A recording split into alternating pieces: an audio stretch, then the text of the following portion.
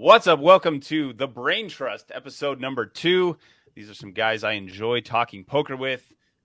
Adam, who's at It's Nonsense there on the screen, wasn't able to make it with us last time, so he is normally part of our discussion.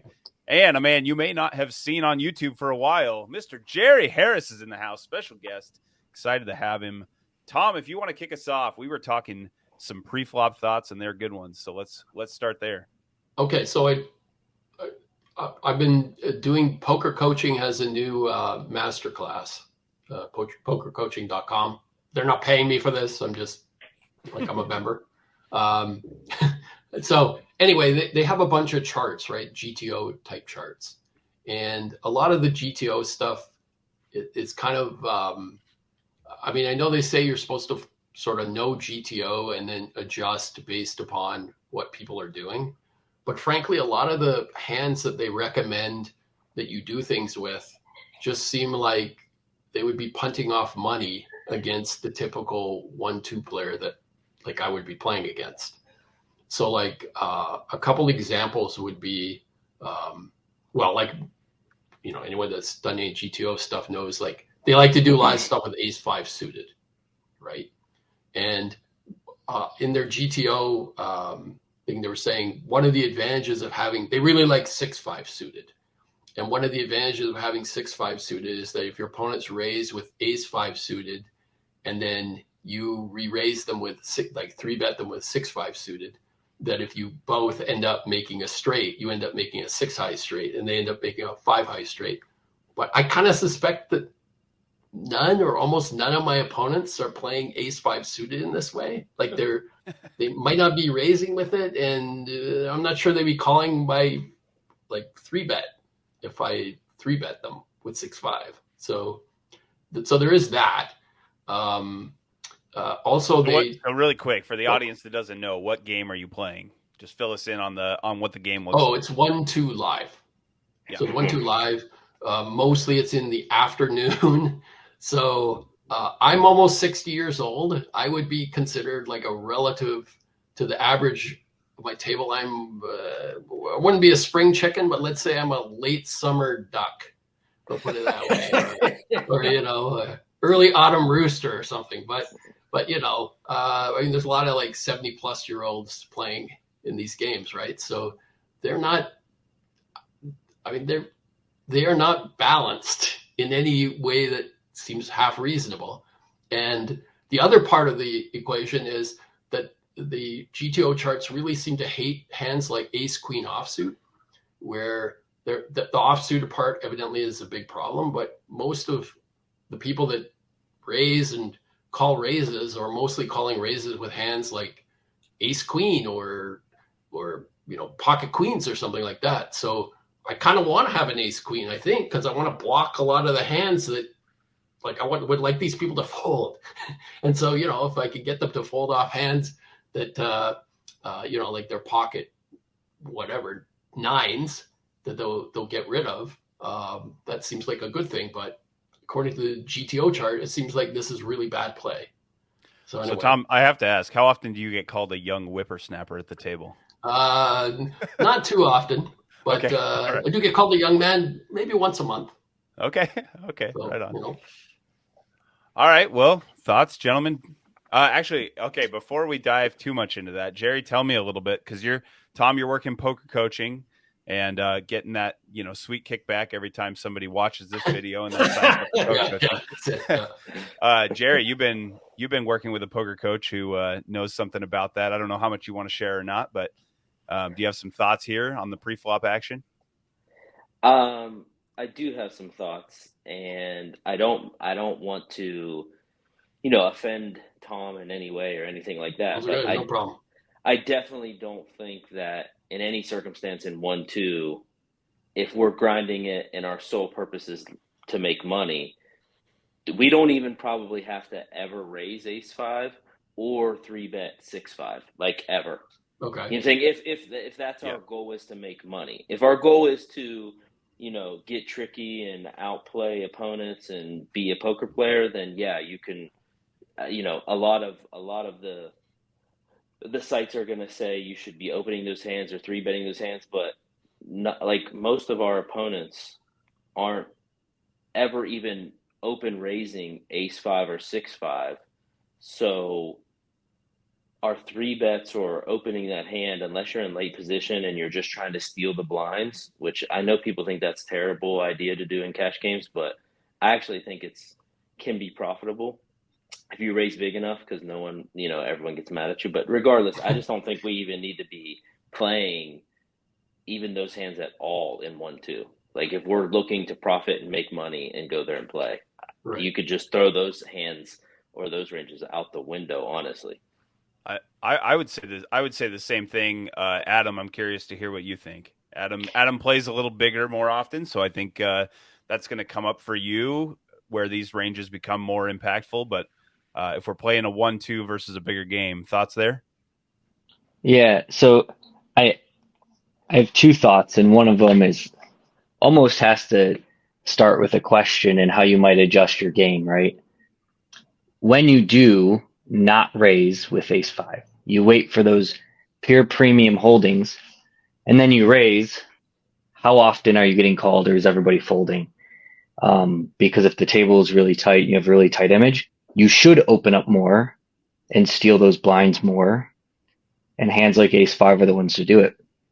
Also, if So you're to clarify really quick, Tom, you were talking three betting ace five, right? Not just opening.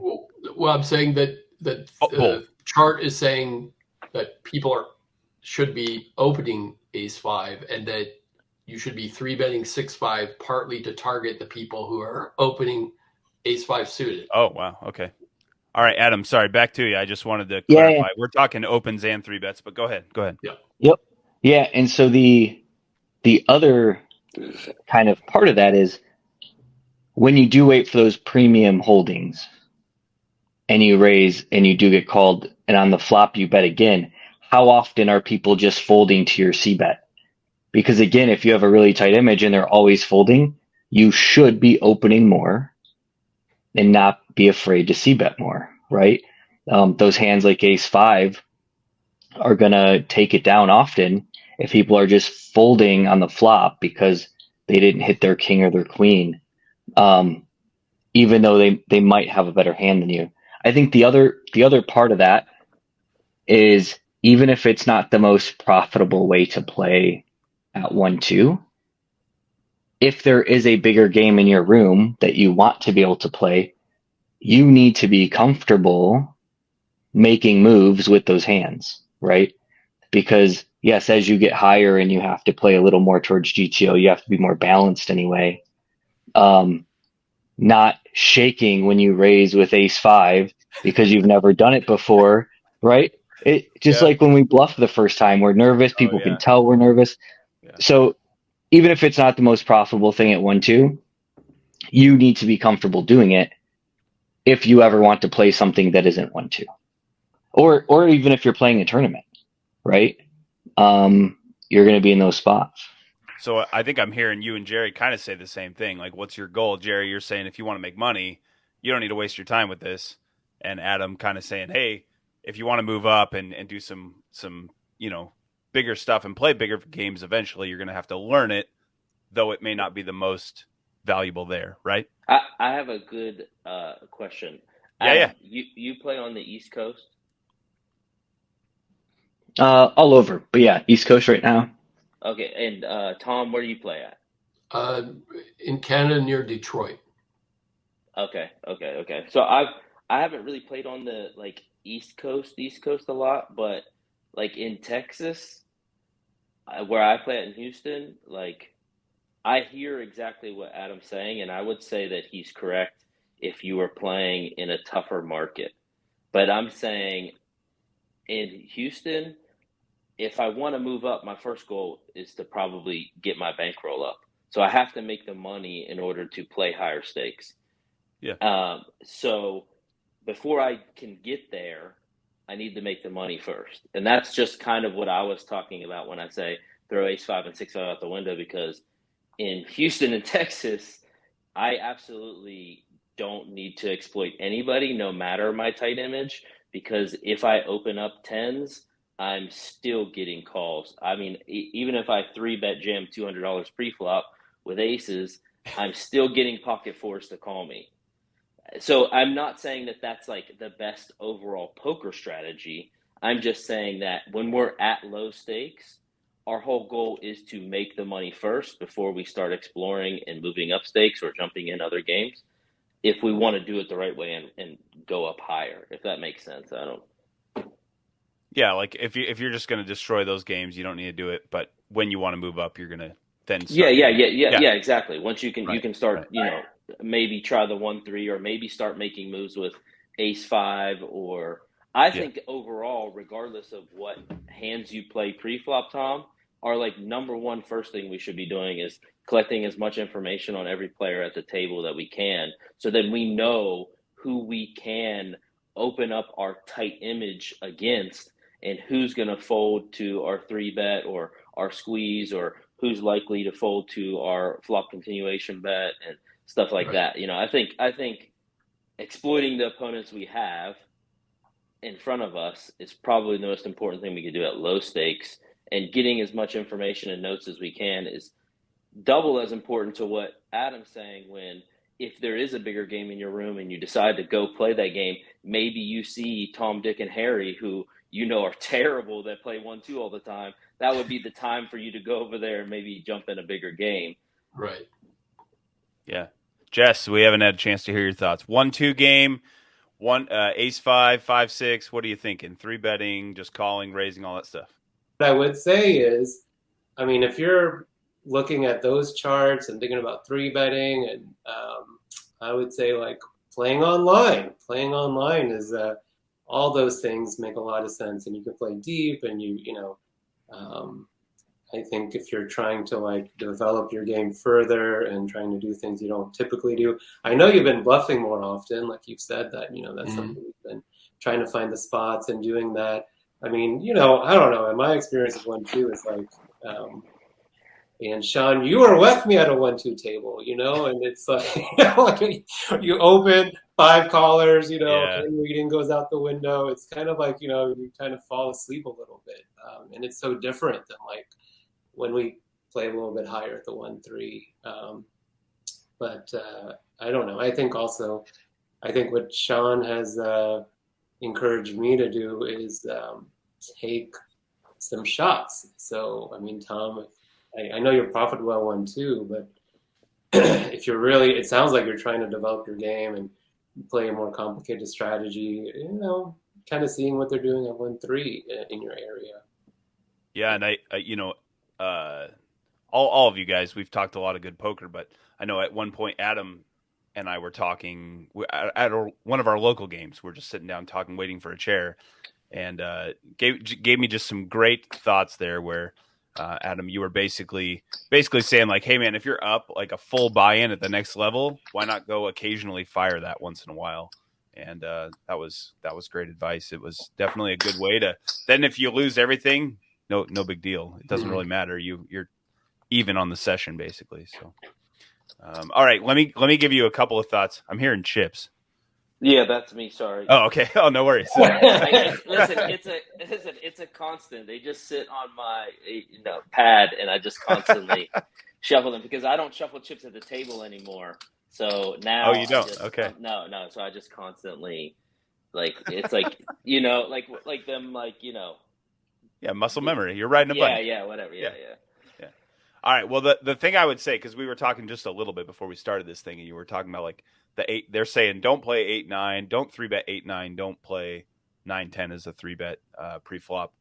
And I think I would tend to agree with that. You want to have board coverage. Do they talk about this much? Like having board coverage and so being able to hit like any flop and be dangerous, I think is really valuable.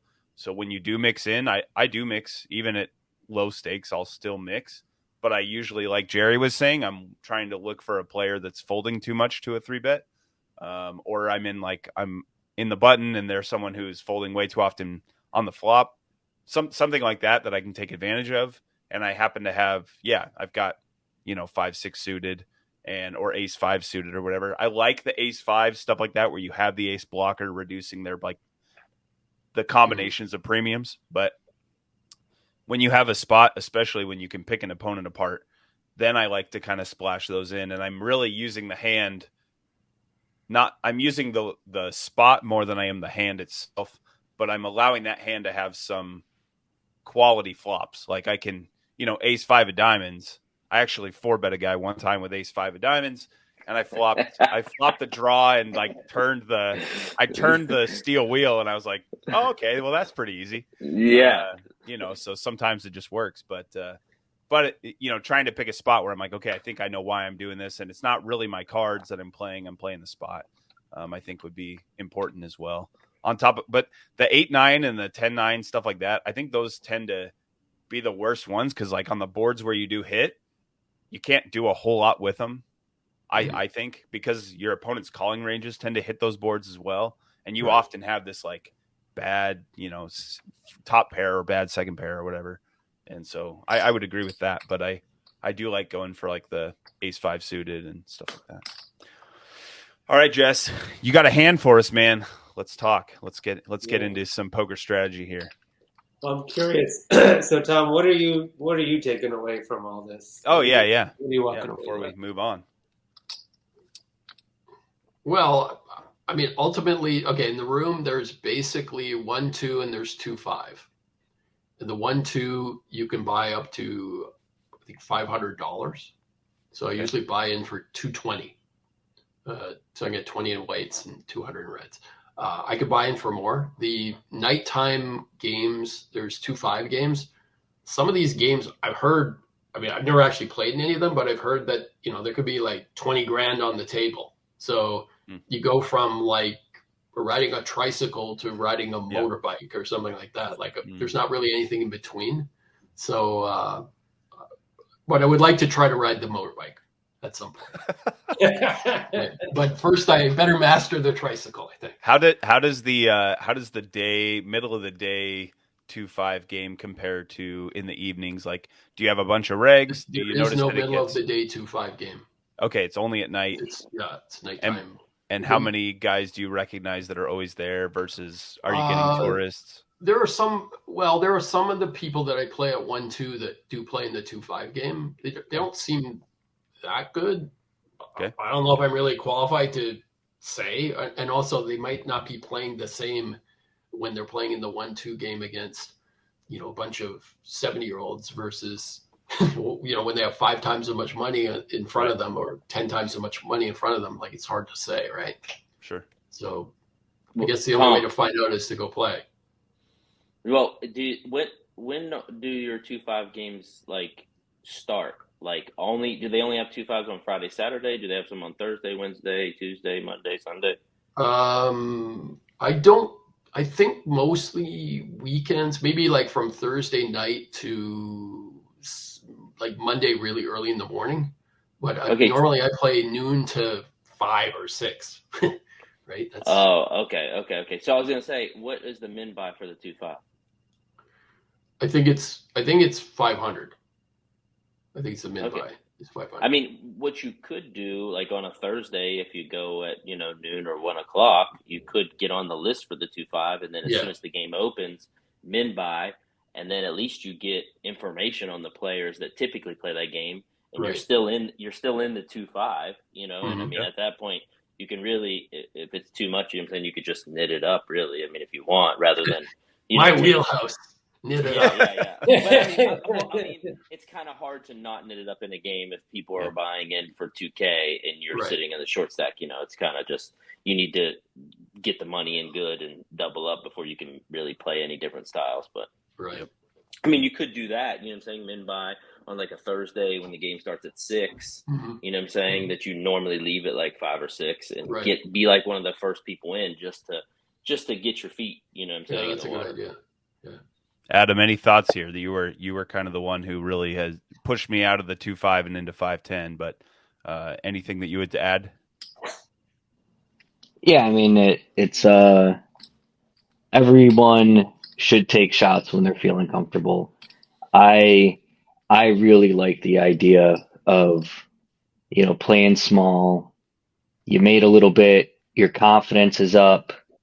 You walk over and the game looks good. Maybe there's a couple people from the game you're used to playing that's over there.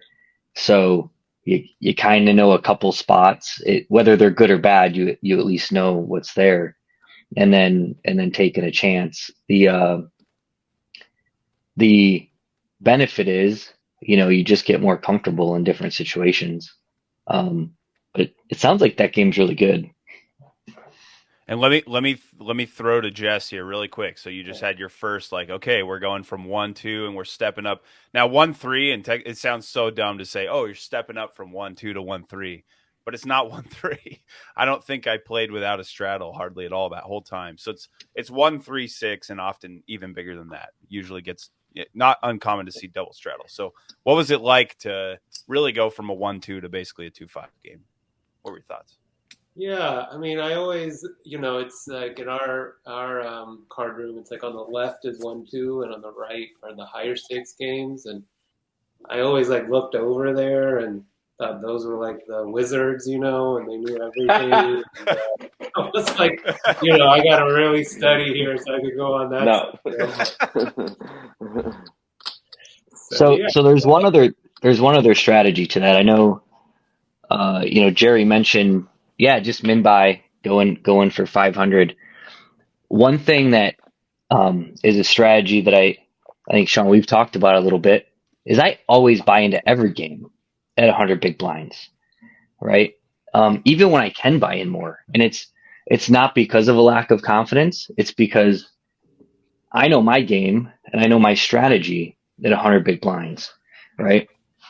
I know my charts at 100 big blinds, and if everybody covers me, guess what? We're still playing 100 big blinds.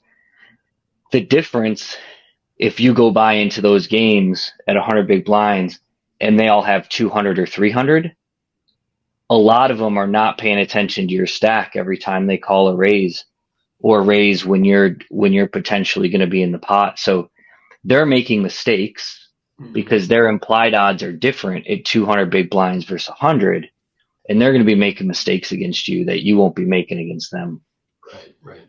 Yeah, really good. Yeah, well no, I do like that a lot, and I agree with that. What's funny, just a caveat to that idea is that I don't know how old you are, Adam, but probably about 10 years ago, that was the max buy into every game was 100 big blinds in live casino action. Yeah. Now it's the min buy in for every game. So yeah, I'm used to 100 big buy. Yeah, I think it's well said, and I think it's worth stepping up. I think you guys had some really good thoughts there. And I want to echo what Gerry said of like, man, you can sit at that table and you can fold until you fall asleep. Like you can just wait and observe and wait and observe and wait and observe. And if you don't get aces or kings and you don't feel comfortable, if nothing else, you've just gone, okay, I know what that game's like. And mentally I can prepare for next time when I come back. But if it feels good and the aces are showing up and the cards are flowing and you're just crushing the table, you might be like, hey, that wasn't so bad. I might be back. And maybe a portion of that gets set aside and you go, okay, this is my buy-in next time I'm feeling 2-5. So, yeah, it's worth, I think you'll be surprised at how well you'll play that game. I remember mentally being like, oh my gosh, I don't know if I'm ready to move up. And then recognizing within an hour or so, like, oh, these guys aren't really better. They just have more money on the table. Not completely. There definitely are always better players, but sure. I'd say probably 6 out of 10 seats or 6 out of 9 seats are still just as good as a lot of your 1-2 opponents. Right. Not always, but all right. Any other thoughts, or I'm going to throw it to Jess for a hand here? I'm going to add one thing, my contribution to this, regarding note taking. I use my phone for taking notes on players. I got maybe like 70 players, perhaps, notes on them. I really like sitting next to the dealers for 2 reasons. One, they smell better. And number 2, you can read the names of the people on on ours, they have the names of the people. So you can get so you put a name with a face. It's easier to remember people, if you only see them every, say, month. It's like, okay, Fred, and he's a bald white guy or whatever, right? So like, how many bald white guys are in my poker room? Tons, but not so many named Fred. Yeah. Kind of helpful. Anyway, that's my contribution. Nice. I like it. Very good. All right, Jess, you got a hand for us. Let's hear it, man. Yeah, let's see if I can share.